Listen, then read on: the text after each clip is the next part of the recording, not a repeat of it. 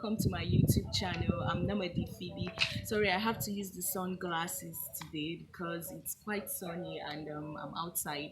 And like I said earlier, this is Shendam and it's quite hot and humid.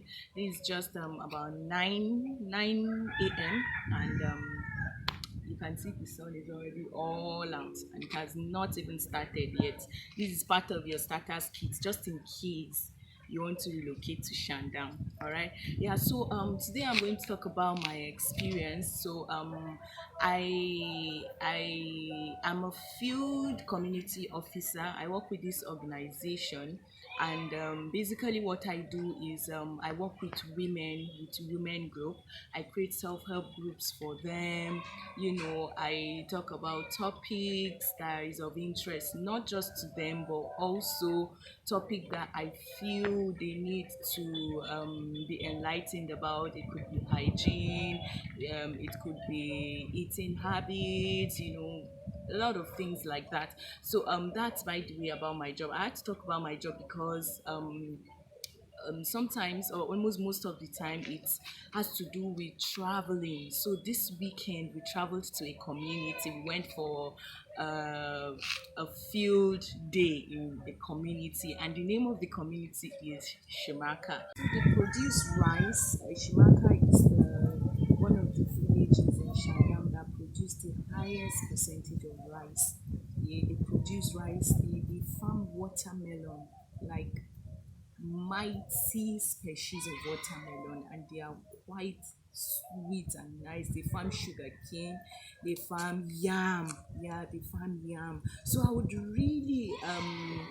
would say we are blessed, and few years from now I strongly believe that Africa is going to feed the nation because we have the capacity and we're even yet to tap into those potentials. So imagine if we begin to maximize our potentials. One local government can feed an entire state.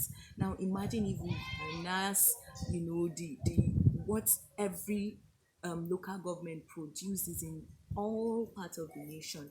We're going to feed the world. Nigeria is blessed. We are blessed. Africa is blessed. And few years from now, we'll feed the world. Few years from now, we're going to feed the world. And I believe we can also achieve the zero hunger. Yeah, so well, I wasn't sure of what to wear, so I had wanted to put on just a white t-shirt since it's just a farm, and of course my boss did not tell me how the road would be or the whole experience, but something just said, why don't you call him and ask him what to wear? So I was like, sir, can I wear the crocs? So he was like, no, you're going to be to a farm and you're likely going to have to walk. So I wore sneakers, and I was thinking, it could be hot, might not be hot. Should I wear a wig or not wear a wig? So I decided to go like this. I tied my hair. Of course, you see it in the picture.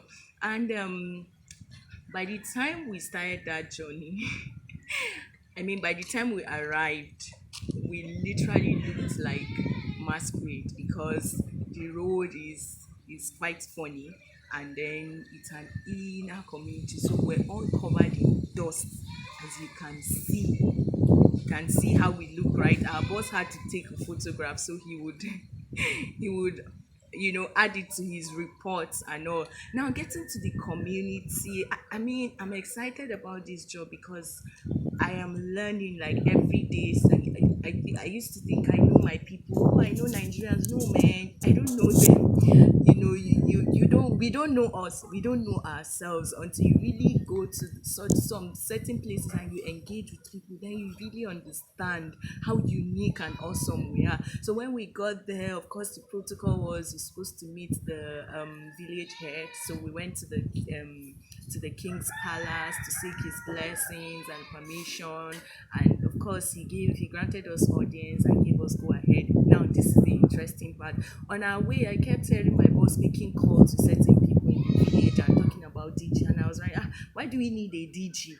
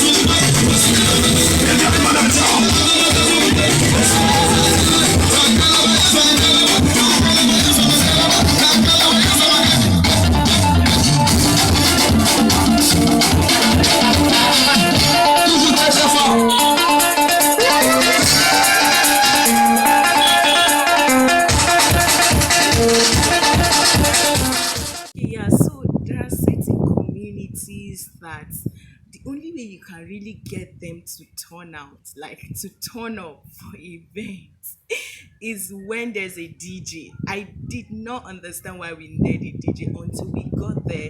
And of course, the place was quite empty. The DJ was already there. We had to hire canopies and all that. And my people, man, Naija, we love to groove. Like you don't need to send Ivy.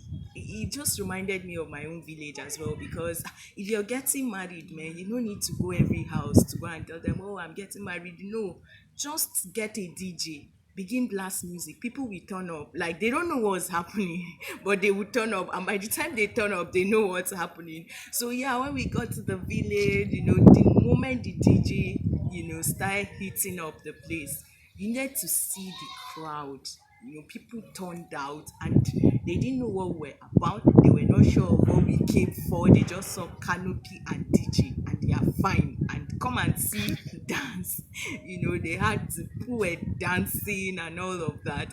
And it was quite an interesting turnout, and it's a mixed community. People are just sometimes you hear, oh, justice on fire.